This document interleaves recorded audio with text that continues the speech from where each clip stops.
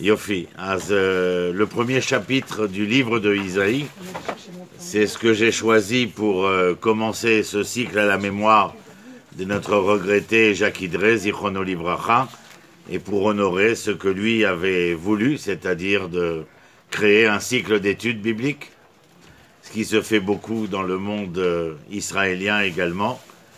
Et je crois que non des moindres, la langue française doit, et les francophones en Israël, s'attacher à cette étude du Tanakh, dont certains y sont attachés depuis un moment déjà. Et tous ceux qui ont étudié le Tanakh au 19e siècle et au début du 20e siècle, lorsqu'on est venu leur annoncer qu'il se passait quelque chose dans l'histoire de l'humanité qui allait bouleverser le mouvement juif, ils n'ont eu aucune question, ils n'avaient que des réponses, c'est-à-dire où c'est, alors que dans les pays qui concernent surtout l'Europe, où l'on n'étudiait pas le Tanakh, pratiquement pas, ou du tout, mais où le Talmud était au centre des choses, on avait surtout des questions. Et lorsqu'on est venu leur annoncer le même bouleversement, ils n'ont eu que des questions. Et ces questions ont empêché les oreilles de pouvoir ouïr le bruit des bottes qui se rapprochaient. Malheureusement, et donc je crois qu'aujourd'hui, je ne sais pas si vous avez vu la cérémonie d'ouverture des festivités des 70 ans de l'indépendance d'Israël, les tableaux étaient bibliques. Et d'ailleurs, on ne peut s'empêcher de penser à la Bible lorsqu'on s'approche de Shavuot maintenant et on revient d'un voyage de Galilée où on voit toutes les moissonneuses prêtes à moissonner et les prémices de la récolte pouvant être amenées. Donc, commencer à étudier le Tanakh, choisir Isaïe, il faut déjà le situer. Car tous les textes que nous étudions ont besoin d'être mis dans un contexte pour pouvoir nous permettre cette perspective qui nous intéresse dans l'étude tanakhique. Alors, Isaïe, c'est le 8e siècle avant l'ère chrétienne. 740, 760, jusqu'à 700 avant l'ère grégorienne. Il est né, on suppose, entre moins 765, moins 760. Son père, comme le texte vous le dit, s'appelle Amoz. Il est certainement le neveu du roi Amatzia.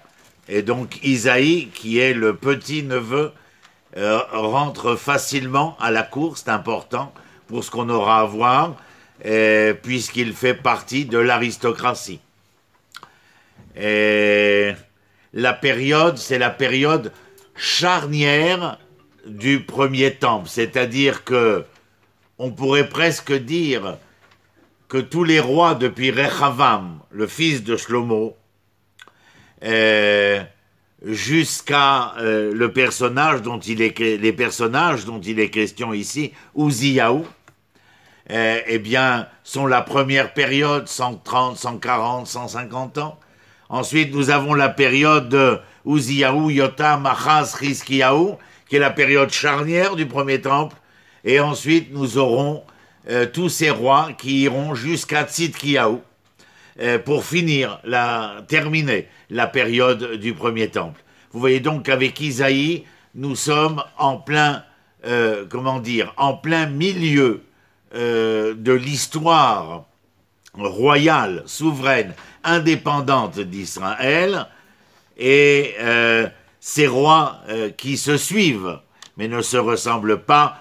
Le premier, Uziyahu, par exemple, est un roi qui va apporter la prospérité à l'époque du premier temple, mais cette prospérité économique, politique, militaire, sociale va lui monter à la tête lorsqu'il décidera, face au quorum de 81 prêtres, de les mettre à bas parce qu'il voulait être, lui, le maître du sacerdoce en dehors du spectre royal.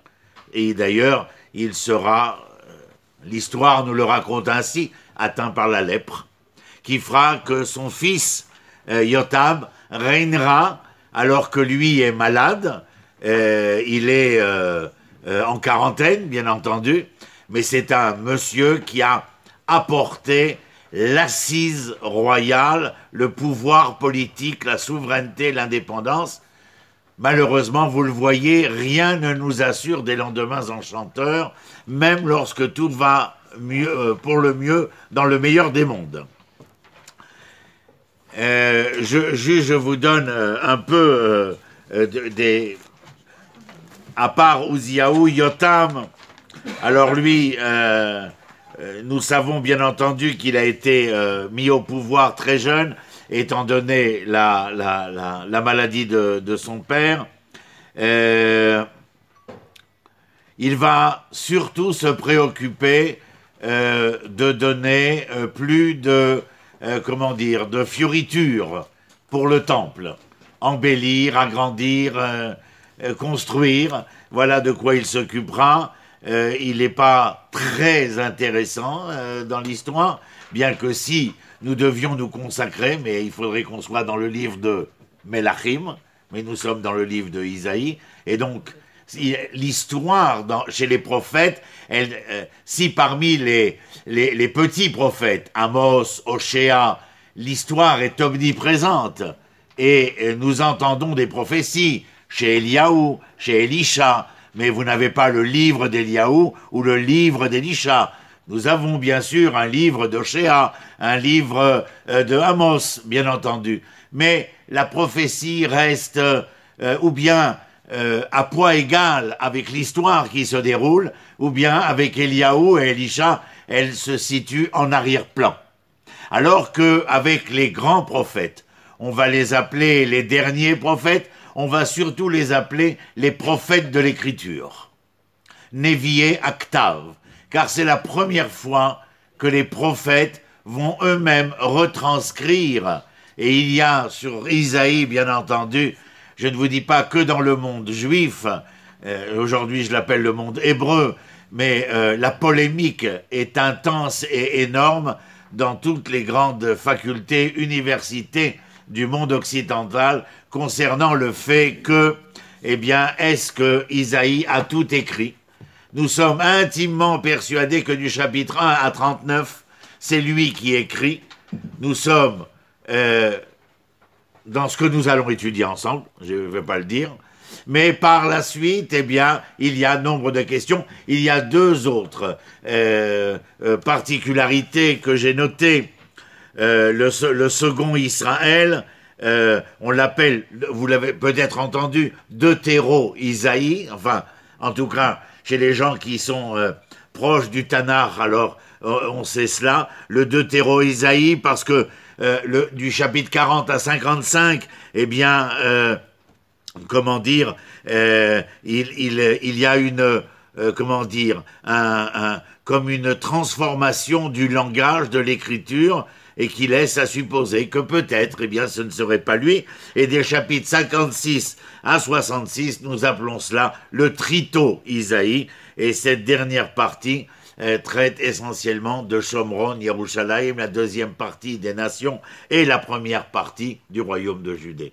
Je ne veux pas alourdir le sujet, mais je dirai un dernier mot sur Achaz, un dernier mot sur Achaz et Chizkiyahu. Alors, à propos de Achaz, voilà ce que j'ai trouvé et noté. La 16e année du règne d'Achaz fut un véritable désastre moral et religieux pour le royaume de Judée, pour une simple raison. C'est le livre de mon maître, Zecher Tzadik Livracha, professeur André Neher. C'est avec ça que j'ai passé ma licence en études hébraïques. Et donc, c'est un livre que lui m'avait remis et je le garde comme une pierre précieuse. Et vous voyez, le problème chez Achaz, ça va être cette chose que vous devez entendre dans l'épopée biblique, le syncrétisme. Le syncrétisme, c'est le fait que nous allons retrouver à notre époque, autour de Jérusalem, Kibbutz Ramat Rachel, ou autour de la vieille ville, Ir David, des statuettes par milliers de celle qui s'appelle Astaré, qui a une poitrine laiteuse et un ventre arrondi. Elle est la déesse de la fécondation. C'est-à-dire que l'on allait au temple et que l'on rentrait à la maison. À l'époque romaine, on va donner un nom à cela. c'est retourner dans ses pénates. Les pénates, c'est Ashtaré et Baal, les deux statuettes qui sont à l'entrée de la maison.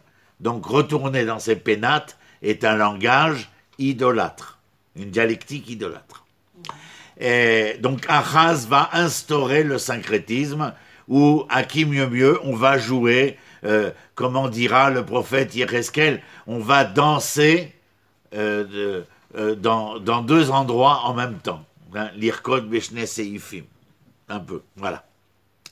Chizkiyahu, c'est la grande épopée. Chizkiyahu doit faire une sorte de grand nettoyage après Achaz. Il est autour.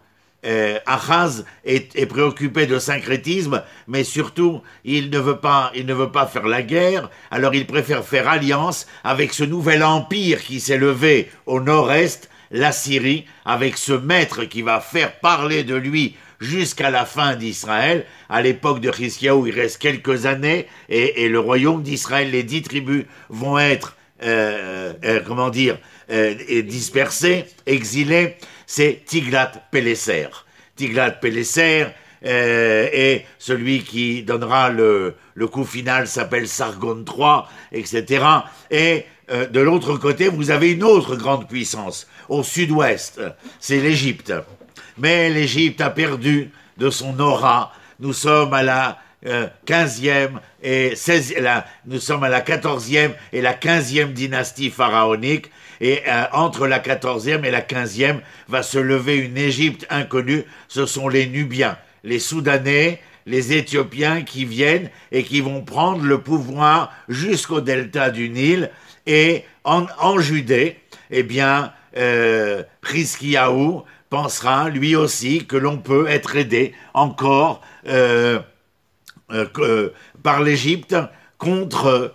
comme Achaz le pensait d'ailleurs aussi, mais là, la Syrie sera déjà dans le déclin, puisque au moment où Chizkiyahu va être agressé, Jérusalem va être agressée, c'est Sancheriv. Et Sancheriv, c'est celui qui va mettre le siège devant Jérusalem. Od Benov Yenofef et Yado, chapitre 10, c'est la Haftara du 8e jour de Pessah, mais c'est la Haftara que nous lisons le jour de Yom Ha'atzmaut. Od Benov Yenofef et Yado, Sancheriv met le siège, il est complètement déprimé, désespéré.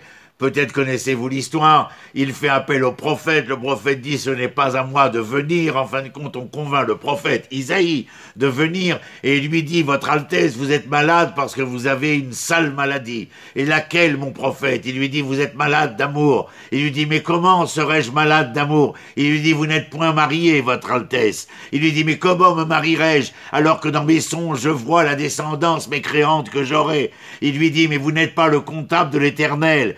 Et pour preuve, je vous offre ma fille en mariage, afin que, et effectivement, elle épousera Chizkiyahu. Ils auront un enfant, plusieurs enfants, dont l'un Ménaché, qui, d'après la chronique historique, eh bien, sera l'assassin de son propre grand-père, c'est-à-dire le prophète Isaïe. 13 minutes, c'est beaucoup. Allez, vous allez rentrer maintenant dans cette leçon qui s'appelle l'historiosophie biblique. J'ai plusieurs élèves ici qui connaissent ce que ça veut dire. Les autres, vous allez rentrer, vous allez voir cette richesse. C'est un véritable diamant, émeraude, rubis. Il n'y a pas de mots pour parler de cela. Et je dis, pas parce que moi je l'enseigne, mais que chacun de ces cours d'historiosophie, on devrait être 10 000, 100 000, 1 million à l'écouter, parce que c'est avec ce livre-là que nous entendons, que nous comprenons, que nous appréhendons l'histoire contemporaine, économiquement, politiquement, socialement, juridiquement. C'est à travers, non pas parce que nous allons faire copier-coller, mais parce qu'il y a une inspiration ici totalement étonnante. Je ne dis pas que le morceau de schnitzel qui tombe dans l'assiette Bassari, Khalavi, ne doit pas être étudié. Bien sûr, mais c'est ton problème à toi, individuellement, tu comprends? Moi, je veux enseigner ce que nous sommes en train de vivre en ce moment. Et je vous rappelle que ceux qui étaient tellement attachés au schnitzel dans l'assiette Halavi, avec toute l'importance que ça a, n'ont pas entendu le bruit des bottes. Et Makhlouf et Aïcha étaient peut-être plus à même de pouvoir entendre, étonnamment. Chazon Yeshayahu ben Amotz, Asher Chaza al Yehuda v'Yerushalayim be'emei Uziyahu Yotam Achaz, Rizkiyahu Malchei Yehuda. Chazon, c'est une vision. Le Chosé, comme il y aura chez David. David est entouré de Nathan à Navi et de Gad à Chosé. Ils sont enterrés à Chalchoul. Il y a une mosquée construite sur les tombeaux de Nathan et de Gad. C'est à côté de chez moi. Une fois j'y étais, mais il a fallu qu'on soit avec les SEAL, les SWAT et tous les autres pour pouvoir rentrer là-bas. Mais c'était quand même assez passionnant. Voilà, donc un chazon, c'est la possibilité de voir le chosé, si vous voulez, c'est l'éclaireur. Celui qui, parce qu'on l'envoie éclairé, eh bien, est à même de voir loin et large. C'est une vision. Oui, mais il est donc celui qui permet d'appréhender, comment dire, la largeur et l'horizon de l'histoire qui doit permettre, bien entendu, aux troupes derrière, eh bien, d'avoir le moins possible de victimes. Le chapitre 1 n'est pas le début, en vérité, de Yeshayahu. C'est le chapitre 6 qui commence comme toutes les prophéties, c'est-à-dire lorsque l'Éternel se révèle au prophète et lui adresse un message. Le chapitre 1, je vous donne mon avis, ça n'engage que moi, bien entendu, et je pense que ce chapitre 1, c'est la fin de vie prophétique de Isaïe, et qu'il se retourne, et qu'il regarde ce qu'il y a eu, ce qui s'est passé, et qu'il écrit ce chapitre 1. Vous voyez, c'est une véritable épopée. C'est quelque chose d'absolument extraordinaire. Donc le Chazon, vous le savez, Yeshayahu ben Amotz, le fils du père, Asher Chaza al Yehuda, donc la prophétie concerne la Judée. On sait qu'il y a des prophètes qui prophétiseront pour la Samarie, d'autres qui prophétiseront pour la Judée, certains pour l'un et pour l'autre. Nous sommes ici très proches de la fin du royaume d'Israël. Essentiellement, Isaïe se préoccupe du royaume de Judée. Écoutez bien maintenant, on rentre dans le sujet, chaque mot, chaque virgule, chaque intonation. Vous rentrez dans l'histoire, dans la philosophie de l'histoire, et le Tanakh est ici et vous donne le micro et les oreillettes pour entendre et pouvoir exprimer aussi si vous avez quelque chose à dire. Shimu Shamaim Azinu Haaretz. Entendez les cieux, écoutez la terre. Shimu Shamaim Lishmoa, je l'ai déjà dit, c'est cette capacité que nous avons dans l'oreille interne de l'équilibre de l'entendement. Que les cieux soient l'équilibre le plus grand possible, Azinu Haaretz, et que la terre puisse être à l'écoute de l'équilibre divin, de l'équilibre des cieux. Qui Adonai Diber. Eh oui, Shimu Azinu, qui Adonai Diber. À chaque fois qu'il y aura qui, nous dirons, Cécilia, Lama. Chaque fois qu'il y aura qui, nous dirons Lama. C'est-à-dire, je vois le qui, je ne le prononce pas, je dis Lama, qui Adonai Diber. Vous savez pourquoi vous devez écouter? Parce que Dieu parle. Vous entendez comment ça fonctionne? Ça coule de source. Banim Gidalti Veromamti. Des enfants que j'ai fait grandir, que j'ai élevés. Ve'em Pashubi. Et eux m'ont trompé. Et eux ont eu un comportement pernicieux, fallacieux. C'est-à-dire que, par rapport au début de la phrase, ce que l'on demande pour éviter les comportements déviationnistes, immoraux, serait de pouvoir être à l'écoute, à l'entendement d'eux. Prenez cela des enfants d'Israël vis-à-vis de Dieu, prenez cela des enfants vis-à-vis des parents. Vous comprenez? Verset Gimel. Yada shor kono. Un taureau, il connaît son maître. Vechamor abuz ba'alav. Et un âne connaît sa crèche, la crèche que ses maîtres lui ont faite. Vous comprenez la métaphore ici. Je les ai fait grandir, je les ai élevés, ils m'ont trompé. Alors que je regarde dans une image métaphorique et je vois que le taureau connaît son maître, que l'âne connaît la crèche de son maître. Israël, l'Oyada. Contrairement à ce que je viens de vous annoncer, dit Isaïe. Au nom de l'Éternel, il est porte-parole, Navi, rappelez-vous. Navi, Niv, Pe, Hachem. Porte-parole de l'Éternel, Navi. Israël lo yada, Ami lo itbonan. Mais c'est itbonen. Construire, se construire. Eh oui, ça veut dire réfléchir. Le verbe livnot, c'est construire. La forme possessive, c'est se construire. Et se construire, c'est réfléchir. Itbonanti. J'ai réfléchi.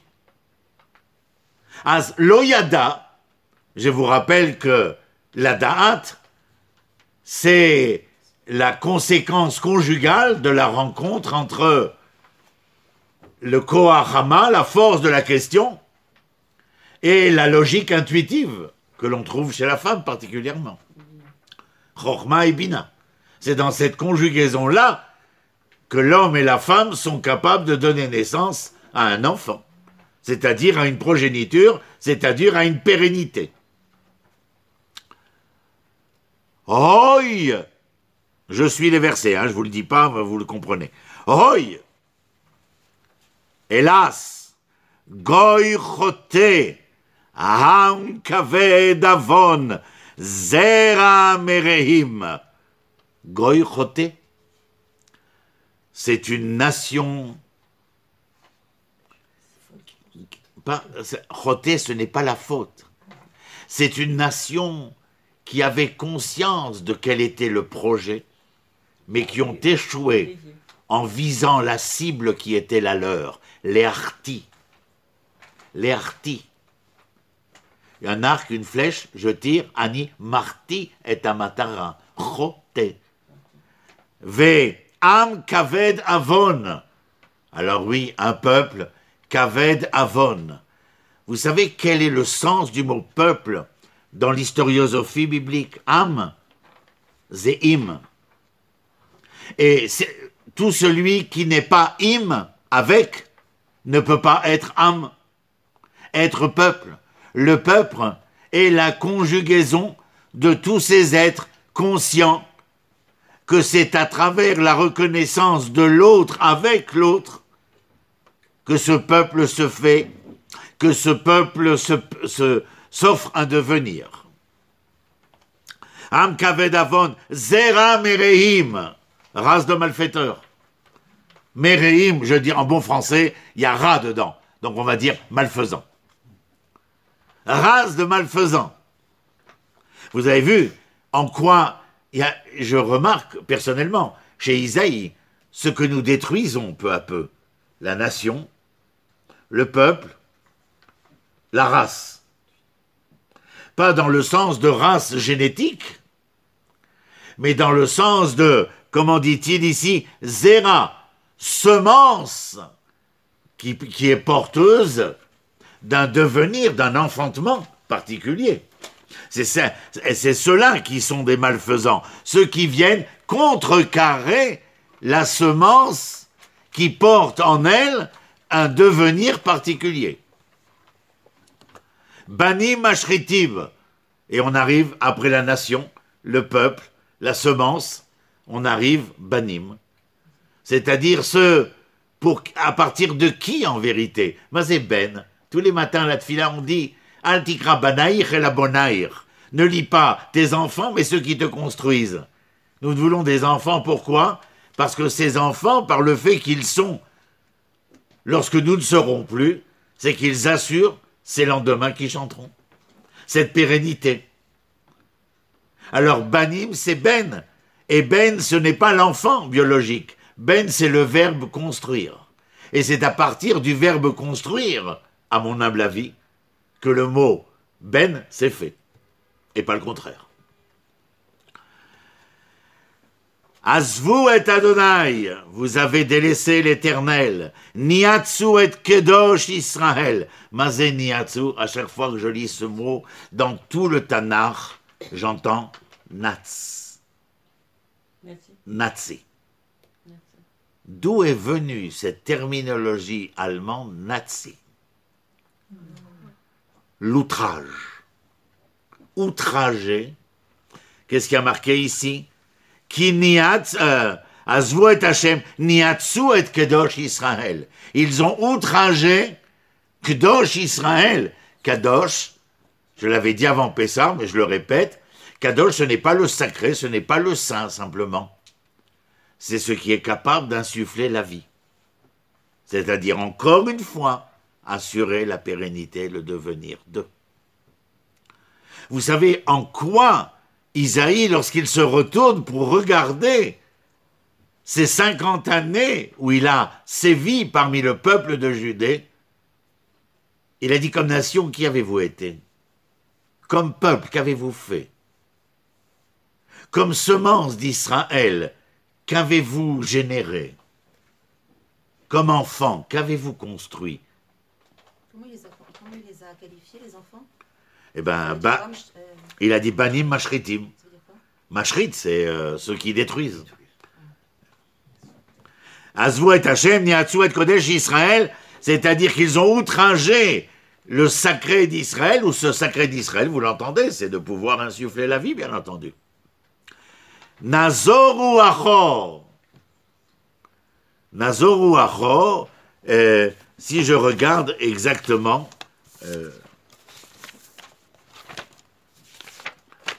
c'est parce que j'ai un doute sur ce que j'allais vous dire. Ouais, c'est ça. Ils se sont retirés de l'Éternel. Nazoru Nif'al, ils se sont retirés de l'Éternel. Alma Tukuod, que ne ferez-vous encore? Qu'allez-vous faire de mal? Qu'allez-vous frapper encore de plus? Tosifu Sarah, vous allez, Mazé Léosif, ajoutez, Mazé Sarah, rébellion. Vous allez encore vous rebeller. Vous n'avez pas de fin dans ce chemin choisi. Je vous rappelle que nous sommes au premier temple. Il y a le Sanhédrin, il y a le Kohen Gadol, il y a le Navi, il y a le temple, il y a les Kohanim, il y a le Kohen Gadol. Tout y est. Tout y est. Il ne manque rien. Tout est là.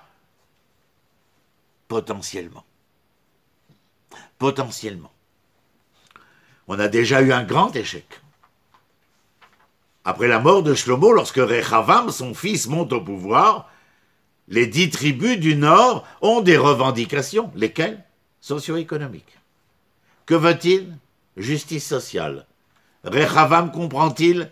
Les jeunes loups de la cour qui ont grandi avec lui disent « Allons, votre majesté, votre seigneurie ne se laisserait pas aller à vouloir écouter tous ces manants et leur donner raison. S'ils avaient un joug de bois qui leur pesait sur le cou, majesté, vous ferez peser un joug de fer sur leur cou. » C'est la fin. C'est le schisme. Et celui qui va prendre la tête du schisme s'est enfui en Égypte.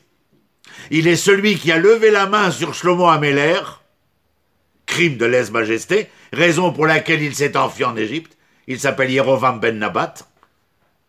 Et il a levé la main sur Shlomo, pourquoi? Parce que dans la deuxième partie de la vie de Shlomo, il n'y avait que construction, élaboration, une sorte, selon Yerovam, d'esclavage du peuple. Et où le social et l'économique vont inférer et provoquer la révolte. Et lorsque les 10 tribus décident de se détacher de Jérusalem, elles appellent qui pour prendre la tête de la nation? Israël, Yerovam ben Nabat. Je vous rassure tout de suite, au moment où Yerovam, après avoir levé la main sur Shlomo, s'enfuit, sur le chemin il rencontre un personnage, Yechia Ashiloni. C'est un prophète. Et il lui dit, va-t'en, tu seras béni de l'Éternel. Si seulement tu es capable de suivre les commandements de l'Éternel. Que voulait dire Yechia Shiloni? C'est un autre sujet, mais on va y toucher avec Isaïe. Yerovam s'enfuit. Yechia retourne dans sa campagne. Il faudra attendre quelques années avant de voir réapparaître Yerovam, dont le premier décret sera de faire des tcheipont entre la Samarie et la Judée, car au moment de Pessar, de Shavuot et de Sukkot, il sera décidé qu'aucun Israël, enfant d'Israël, ne montera à Jérusalem, car Jérusalem ne leur appartient plus, dans le sens où ceux qui détiennent Jérusalem, eh bien, ont fait que le peuple, les masses populaires, ont été démis de cet amour conjugal de tout Israël vis-à-vis de Jérusalem.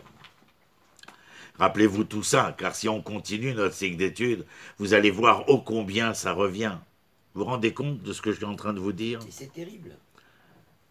Mais c'est pas ça. C'est que toi, tu es en train de gamberger, en train de te dire, alors 2018, la religion en Israël, le séculier en Israël, les lois sociales, économiques, le politique, le militaire, on est où par rapport à ce que nous sommes en train d'étudier? Quelle leçon je dois tirer pour essayer de ne pas retomber dans les mêmes méandres qui ont été une preuve ineffable de l'échec?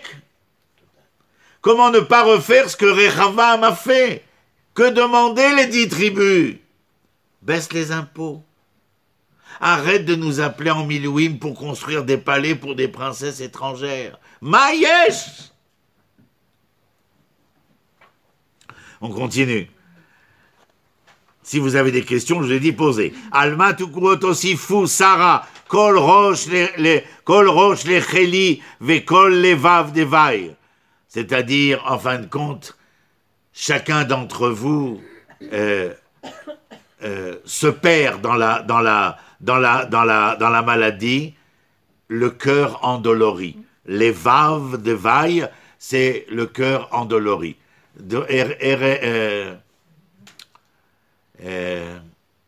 Il y a une formule avec de vaille qui veut dire aussi le lit mortuaire. Mais ici, les vav de vaille, c'est que le cœur est endolori, pas le cœur est mort. Verset vav. Mikaf regel viadrosh en bo mitom. Depuis, alors, bon, je vais le dire d'abord. Mikaf regel viadrosh en bo mitom, c'est-à-dire des pieds à la tête, rien n'est intact. C'est-à-dire, Yeshayahu, l'Éternel dit à Yeshayahu, dis-leur, des pieds à la tête, ils n'ont rien laissé au hasard. Pour détruire, casser, briser, fracturer. Mikaf regel viadrosh en bo mitom. Écoutez maintenant. Petsa vechavura ou makatria. Petsa, la blessure, vechavura, meurtrissure, ou makatria, on va dire des plaies purulentes. Lo zuru, velo rupshu, velo rukru bashemen. Elles n'ont pas été nettoyées, lo zuru. Elles n'ont pas été pensées, rupshu chovesh. Velo rukru bashemen. Elles n'ont pas été adoucies avec de l'huile. C'est-à-dire que face à moi, je vois une nation, un peuple, une semence, des enfants endoloris, souffrants. Mais il n'y a que moi qui le vois. Si vous faites un sondage populaire dans la rue, personne ne souffre, personne n'est endolori. Le prophète est endolori. C'est-à-dire que le prophète se promène dans les rues de la ville, comme Yirmiyahu le fera, et il leur dit, « Mais vous ne voyez pas que vous sointez, mon ami ?» Et l'autre de lui dire, « Je transpire. » Vous ne voyez pas que vous avez une plaie variqueuse? Ah, c'est rien, je me suis fait mordre par le chien de la voisine. Etc., etc. Ils se font passer à eux-mêmes des vessies pour des lanternes. Et regardez ce que Yeshayahu dit ensuite. Artsechem shomema. Écoutez, ce que je vous ai dit jusqu'à maintenant, essayez de vous remettre en question, de vous faire entendre et comprendre la douleur intrinsèque à votre être. Mais vous savez ce que je vois de ce que vous avez fait, vous vous remettez dans la situation où je vous ai mis. Nous sommes après les 50 ans. Il est en train de regarder derrière et il nous raconte à nous. Mais lui, il a le visage tourné. Moi et vous, nous l'entendons dire ce qu'il conclut, ce qu'il récapitule. Artsechem shomema, votre terre est un désert. Arechem srufot esh, vos villes sont en feu. Admatrem, les negdechem zarim ochlim ota. Votre terre, le terroir, c'est-à-dire ici, les negdechem zarim ochlim ota, face à vous, devant vos yeux, des étrangers se nourrissent de votre terroir, de votre terre. Ou shomema kema'apechan zarim, et il y a un Ushomema, et ce désert de la terre est conséquent d'un Kema'apechat Zarim, d'un bouleversement, lequel? Que ceux qui ne sont pas de cette terre soient venus occuper cette terre et manger de cette terre. Ils ne sont pas là par hasard. Ils ne sont là que conséquemment à une situation que nous avons décrite précédemment, en conséquence de quoi vous étiez tellement avec une plaie qui ne fut pas pensée que vous ne pouviez marcher, quand ceux qui allaient dévorer votre terre étaient sans plaie et ils pouvaient continuer d'avancer jusqu'à ce qu'ils viennent dévorer votre terre. Venotra Batsion. Alors ça, on le verra dans plusieurs textes, bien entendu, de la prophétie. C'est entre 17 Tammuz et Tisha B'Av. Venotra Batsion, Kesuka Bakerem. Il faut vivre complètement le texte. C'est pour ça que vous entendez des intonations différentes dans ma voix. Venotra, délaissé. Bat Tzion. Notre rapport à la terre, il est au féminin. Kesuka Bakerem, le cabanon dans le vignoble. Comment est-il ce cabanon? Seul, isolé, au milieu de la vigne, pour le cabanon, en tant que cabanon, au milieu de rien. Kesuka Bakerem, Kemeluna Bamiksha. Vous allez avoir un sourire. Meluna, c'est une sorte de niche. C'est plus qu'un petit cabanon. Bamiksha, la melonnière. Alors vous entendez quand je traduis en français, c'est intéressant. Ouais. Meluna Bamiksha, c'est le petit cabanon dans la melonnière. Mais Meluna, ça nous fait entendre aussi le melon. Mais ça n'a rien à voir. C'est-à-dire, donc, restez tranquille. Keir Netzura, comme une ville assiégée. Comment est la ville lorsqu'elle est assiégée? Il sait de quoi il parle, puisqu'il est après. Il a vu Sancheriv mettre le siège. Si ce n'était le miracle de l'épidémie qui va décimer plus de 100 000 hommes de Sancheriv, et nous avons les preuves de cette épidémie à travers les gravures et certains écrits que nous avons de l'Égypte et de la région de Turquie.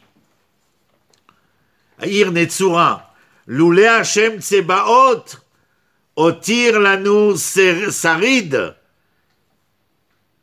Si ce n'était que l'Éternel, Dieu des armées. Vous savez pourquoi on vient nous écrire ici que le Dieu dont il est question est le Dieu des armées?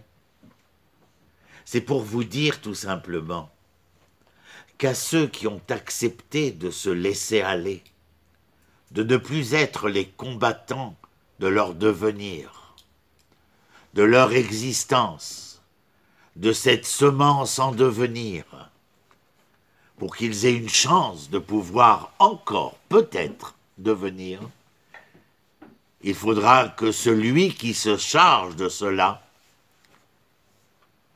soit lui-même un combattant. Et qui est-il? Adonai Tsebarot, le Dieu des armées. C'est le sens que l'on peut entendre dans le Dieu des armées. Celui qui, pour assurer la promesse qui fut faite aux enfants d'Israël de ne jamais disparaître, à l'époque de Shmuel, lorsque Shaoul revient de la campagne contre Amalek, livre de Shmuel 1, et qu'il n'a pas tué tout Amalek, il a tué beaucoup, mais il revient avec le roi des Amalécites et quelques menus bétail. Shmuel lui demande, mais qu'est-ce donc, votre majesté? Il dit, oh, les hommes voulaient ramener un peu de bétail afin d'honorer l'Éternel de la victoire qui nous fut octroyée. Malandrin. On ne sait pas si c'est Shaoul qui déchire le manteau de Shmuel ou Shmuel qui déchire le manteau de Shaoul. En tout cas, Shmuel s'en va en lui disant, votre majesté, vous venez de perdre votre royauté. Celui qui vous remplacera sera meilleur que vous. Mais sachez, votre majesté, avant que je m'en aille, je vous livre un message qui vous servira à vous, votre majesté, mais qui servira à tout Israël, car l'ensemble de ces prophéties ont été écrites non pas pour nous raconter ce qui fut, mais ce qui sera, selon ce que nous aurons entendu, compris et appréhendé de ce qui était écrit, bien entendu. Il lui dit, votre majesté, Netzar Israël, lo yeshaker, et lo yenachem. L'éternité d'Israël ne se démentira pas. Vous, votre majesté, vous passerez. Certains prendront le train, d'autres descendront du train. Certains ne le prendront pas, et certains voudront le prendre. Mais de toutes les manières, lui roule inexorablement vers sa destinée.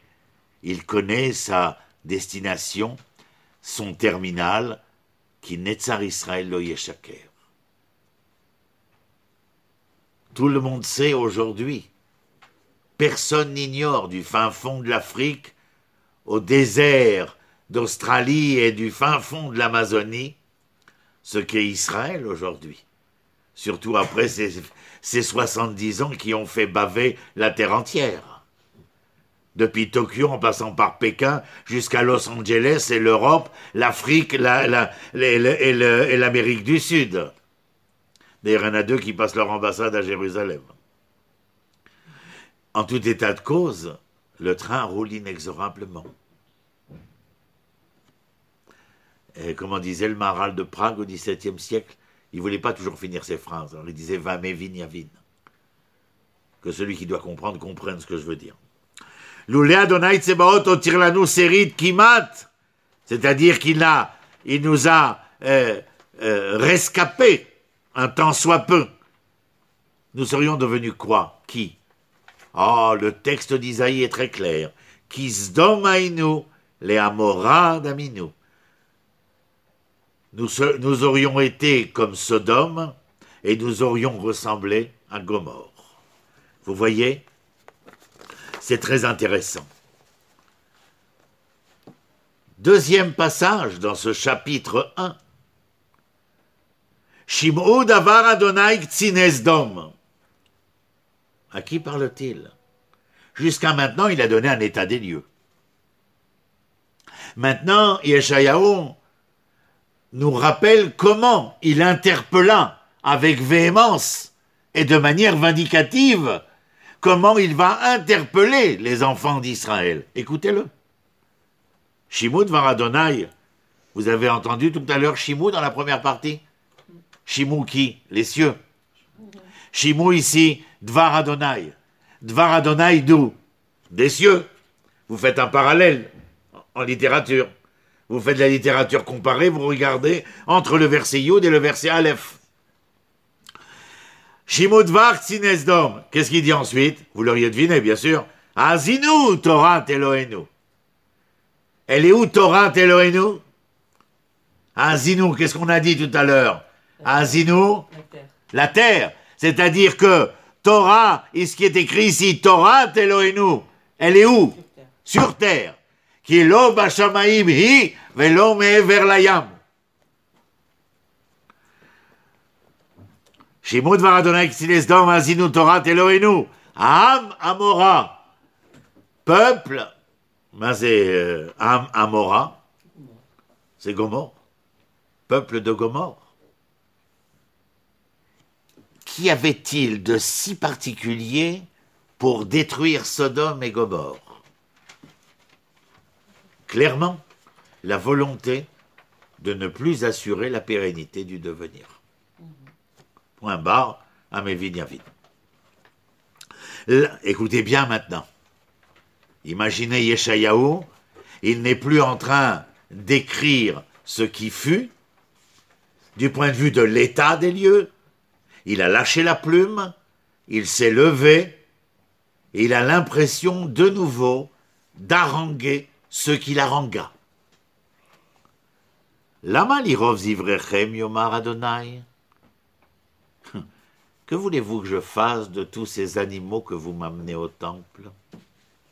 Savati olot elim. Ah, je suis rassasié de vos béliers. Vechelev mireim. La graisse de vos victimes, oh, vraiment. Vedam parim, le sang de vos taureaux, agneaux, vos boucs, versim, atudim. Vous savez quoi, les enfants? L'ochavatsti. J'en veux pas. Je ne désire pas, je n'en veux pas. Ça ne m'intéresse pas.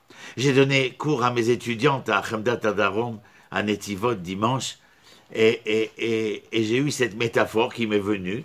Nous connaissons dans les couples cela. Il rentre avec un bouquet de fleurs. « Bonsoir, chérie, c'est pour toi, mon amour. » Et elle de lui répondre « Ce n'est pas du bouquet de fleurs que j'ai besoin, ni de ta parole, mais que la fleur et le mot, que tu puisses l'être, cette fleur et ce mot. Je n'ai pas besoin de déclaration. J'ai besoin de vivre la fleur et de vivre le mot. Eh bien, c'est ça. C'est ce que dit l'Éternel. On en verra d'autres comme ça. Amos, Oshéa, Yirmiyahu, tous. Verset suivant. Ki tavou lirod panay, mi bikesh zot miadechem remos retzarai. Ki tavou lirod panay. Quand est-ce qu'on vient rencontrer l'Éternel? Pessah, Shavuot, Sukkot. Ki tavo lirot panay, mi bikesh zot miyadechem. Qui vous a demandé de faire et d'agir? Vous croyez que j'ai envie de vous voir? Excusez-moi, mais votre gueule, c'est la dernière des choses que je voudrais voir. J'ai pas besoin que tu rentres avec ton bouquet de fleurs et que tu me dises je t'aime, alors que tu n'es pas je t'aime, que tu n'es pas la fleur. L'ochafatsti. Qui t'avoue l'irot panaï, mi bikezot biadrem, remos retzarai, mazé l'irmos, écrasé, mazé chatzerai, a chatzer sheli. Vous venez jusqu'à l'esplanade du temple. L'irmos, matem romsim, qu'écrasez-vous? Tout ce que représente ce moment où je vous ai demandé de venir. Vous savez pourquoi j'ai pris rendez-vous avec vous? Vous avez déjà pris des rendez-vous dans votre vie, les enfants. Alors vous comprenez pourquoi on donne rendez-vous à quelqu'un. Un rendez-vous, je parle sentimental, bien entendu, pas un rendez-vous d'affaires. Mais vous arrivez avec vos gros sabots, votre méchanceté, votre langage salopé, votre manière d'être pernicieuse, vos actions fallacieuses, et vous débarquez, frais et pimpant, Shalom Hachem. Qu'est-ce qu'il dit, Remos Retsarai? L'otosifu evi minchat shav. Cessez de m'amener, mazé mincha, c'est une offrande hypocrite. Maintenant, regardez le mot shav en hébreu. Le mot shav de l'offrande hypocrite. Shav, c'est shavé. L'offrande, elle est dans son essence polysémique. C'est-à-dire qu'elle peut vouloir dire qu'elle possède une valeur, parce qu'on lui donne cette valeur, ou bien il est possible de la dévaloriser totalement. Toevat minchat shav ktoret toeva ili. Mazé ktoret, les encens, les senteurs. En clair, qu'est-ce qu'il leur dit? Vous puez? Vous sentez mauvais? Non, j'ai pas dit que vous n'avez pas mis un costume 3 pièces cuisine salle de bain et que vous n'avez pas mis un Christian Dior ou une Diorella. C'est pas de ça dont je parle. Vous êtes très beau, vous sentez bon et tout pour vos comparses. Mais lorsque vous arrivez près de moi, vous savez quelle sera la nature si particulière de celui que je prévois de vous envoyer un jour. C'est narines. Il sera capable non pas de voir, non pas d'entendre, non pas d'être ému, il sera capable de sentir. Vous savez comment c'est quand nous disons « je me sens bien ». C'est pas simplement dans le sentiment, c'est que tout a comme ça une effluve, une senteur agréable. Alors ensuite il leur dit quoi? Alors imaginez-le, il est en train d'haranguer. Chodesh ve Shabbat, Rosh Chodesh, le Shabbat, Koré Mikra, c'est-à-dire les jours de fête. Lo uchal aven vachatzera. Je ne supporte plus. Lo uchal, c'est je ne supporte plus. Moi je ne supporte plus. Aven ve'atzera. Que vous puissiez avoir le courage de mélanger, de cuisiner, je dirais, l'iniquité avec la fête. Vous pensez que vous pouvez être de ceux qui trompaient les poids et les mesures et qui puissent venir me rencontrer. J'ai pourtant très bien expliqué à Moshe que le jour de Yom Kippour, c'est le jour où vous avez réglé l'ensemble des problèmes qui existaient entre vous. Je ne veux pas vous voir avant. Yeshayahu, Isaïe, que nous verrons plus tard, chapitre 58, qui sert de Haftarah au Yom Kippour. Je ne veux pas vous voir. Allez faire autre chose. Oui, je sais, vous allez me dire Yom Kippour, je vous dis grand pardon. Allez faire autre chose. Mangez des falafels, faire ce que vous voulez. S'en fout, vous ne servez à rien. Vous savez pourquoi? Parce que dans les poids et mesures sociétales, vous avez tout faux. Alors de quel monde vous parlez le jour de Yom Kippour? Vous croyez que Yom Kippour, c'est quoi? C'est une journée solennelle, toute la solennité qu'il puisse y avoir est afin de prouver que vous êtes capable, dans ce jour de remise en question, de contrition, d'établir une société qui sera certainement meilleure qu'hier. J'accepte qu'elle soit moins que demain, mais meilleure qu'hier. Verset Yudalet, Rochechem moadechem, sana nafshi. Vos fêtes, vos mois, sana nafshi, je les hais. Ayu alay les Torah, elles sont un poids pour moi. Nileti nosé, j'en ai assez. Le sujet est caduc. Verset Tedvav, Ubeprostrem, Kapechem. Qui c'est qui fait comme ça avec les mains? Quelle est la personne qui fait comme ça? Non? Le Kohen, et puis qui aussi? N'importe lequel d'entre nous, quand il fait sur ça, ceci, c'est parce qu'il veut louer, suppliez, quémandez.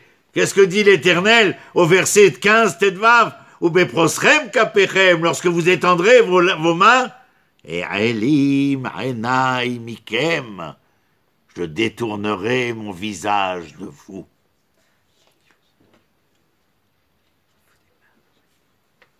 Rappelez-vous ce que certains auteurs, sans rentrer dans le détail, diront du Esther Panim. Gam ki tarbut fila. Ça fait 1000 fois que je le fais, mais je veux dire, c'est prenant. Même si vous multipliez les prières, Gam ki tarbut fila, et neni shomea, je n'entends pas. Il n'y a pas chez Dieu deux poids, deux mesures. Il y a un poids, une mesure qui s'appelle l'équité. Vous avez vu ce que nous avons lu? Ah bah c'était Shabbat là qui vient de passer. Parashat Kedoshim. Alors on avait l'impression, j'avais presque envie de rentrer avec la grande robe blanche et un petit chapeau et tout, et de chanter Alléluia. Et puis tout d'un coup, on lit Kedoshim, qu'est-ce que vous entendez? Non? Qu'est-ce que tu as lu Shabbat? Et ton prochain, il ne vole pas, il ne tue pas, et les tribunaux, et la justice, et le droit, et le devoir, et la vertu, et les valeurs. Ah, c'est ça, Kedoshim. Ben oui, c'est ça, Kadosh. Vous avez oublié depuis tout à l'heure. Ce qui insuffle la vie, c'est le fait que les uns et les autres s'autorisent à vivre et devenir. Comment est-ce qu'on peut s'autoriser à vivre et à devenir?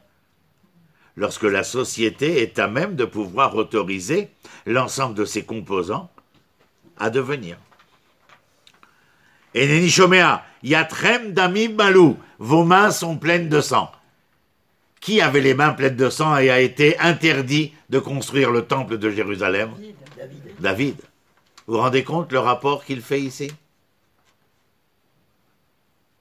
Et pourtant, David est une personnalité plus que recevable. Mais il vient vous dire, ceux qui ont les mains pleines de sang, le sang, c'est parce que vous n'avez pas seulement assassiné.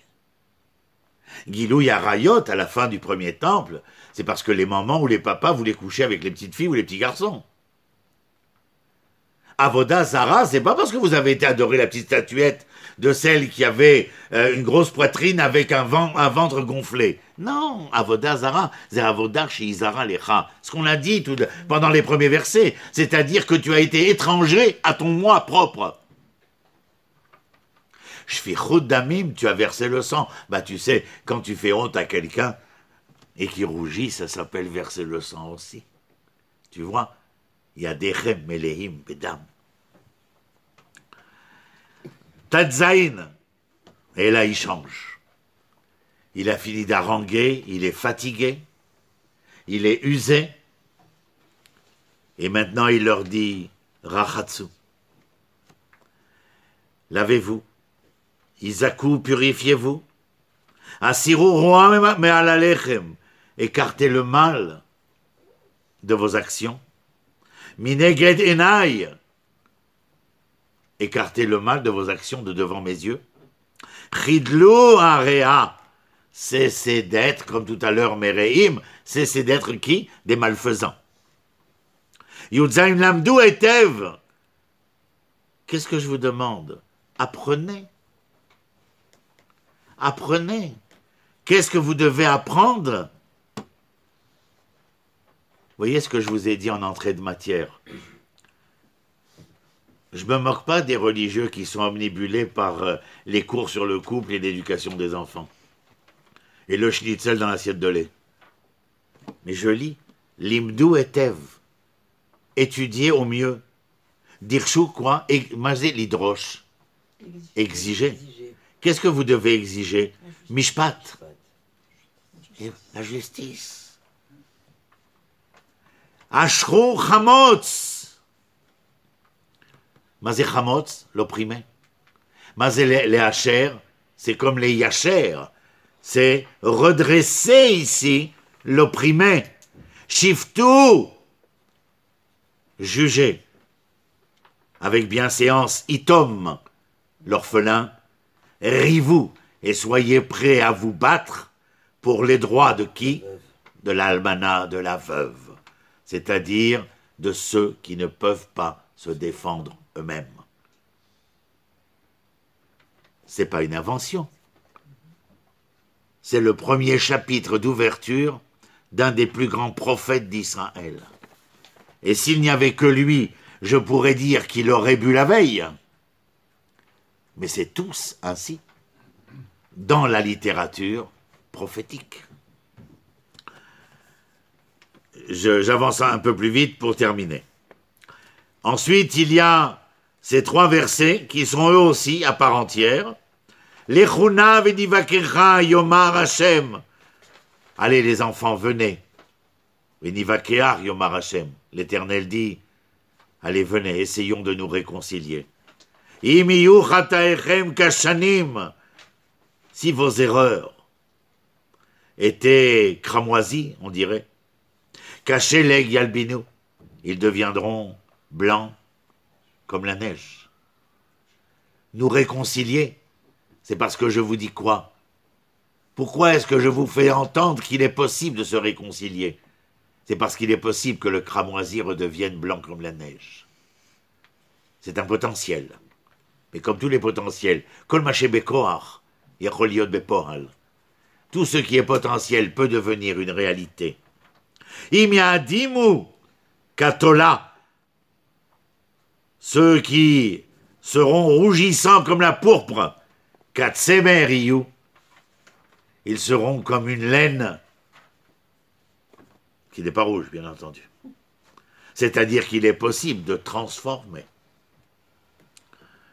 Et il continue. Im tovu ushmatem. Im tovu, si vous consentez, ushmatem, à m'entendre, à m'obéir. Tout va aretz tuchelu. Le meilleur du pays vous mangerez. Et le 3e verset. Im timenu ou meritem. Cherev teuchalu ki pi Adonai diber. Ki im im temahanu. Si vous refusez ou méritem et vous vous rebellez, cherev teuchalu. L'épée vous dévorera. Qui pi Adonai diber, car ainsi l'Éternel parla. Et vous entendez Chafalef. 17 Tammuz 9 Av. Echa haïta lezona, Kirya neemana. Eicha, eichata. Comment as-tu pu te prostituer à un ordre étranger à ce que tu es, Kirya neemana, toi qui étais la cité fidèle. Melati mishpat, tzedek yalinba, ve'ata meratzrim. Qu'est-ce qu'il dit? Moi, j'avais tout fait pour qu'elle soit pleine, cette cité de justice. Tzedek yalinba, un asile de vertu en quelque sorte. Ve'ata, en conséquence de tout cela, qu'est-ce que vous m'avez donné? Des assassins. Meratzrim. Kaspar haya les sigim, c'est-à-dire sigim, c'est scorie sans valeur. Sabar maoul bemahim, vous êtes comme un vin dans lequel s'est mélangé de l'eau, on appelle ça en français un vin frelaté. Sarahir sorerim, tes ministres sont dissolus. Vechaverai, chavere, ganavim, le pouvoir est devenu une mafia. Kulo, Oev shochad, il n'aime que la corruption. Verodev salmonim, les gains illicites. Yatob lo ishpetu, l'orphelin n'a pas été jugé avec justice. Veriv almana lo yavohu elehem. Vous vous rendez compte? À la fin, il revient sur le fait que la situation qu'il laisse avant de mourir, c'est une situation qui était désastreuse dans la description qui fut la sienne. Il expliqua en quoi cette situation était catastrophique. Ensuite, il va expliqué lorsque nous avons été entre les versets Aleph Vetet, la suite, les versets Yud, Ad Yud Zayin. Comment s'est traduit cela? Comment était-ce possible que les conduites de Aleph à Tet n'ont rien changé au fait que vous vouliez continuer d'arriver au temple, de prier, d'offrir des sacrifices entre le Aleph Tet et le Yud Tet Zayin, Yud Zayin? C'est incompréhensible. C'est antinomique au possible. Alors je vous dis, Yutret, Yutet, Raf, c'est possible de se réconcilier, c'est possible de tout changer, c'est possible de retrouver la juste mesure. Mais je voudrais vous dire quand même, après tout ce monologue-là, voilà ce que je vois. Echa Haïta Lezona Kiria Nehemana. On se rappelle le langage de Jérémie, Yirmiyahu. Il y avait un autre passage, mais on n'a pas le temps de le faire. C'est le verset... non, mais on est déjà 9h15 là. Hein. Regardez Chavzaïn. Voilà, il conclut tout. Chavzaïn. Tzion bemishpat tifade veshaveha bitzdaka.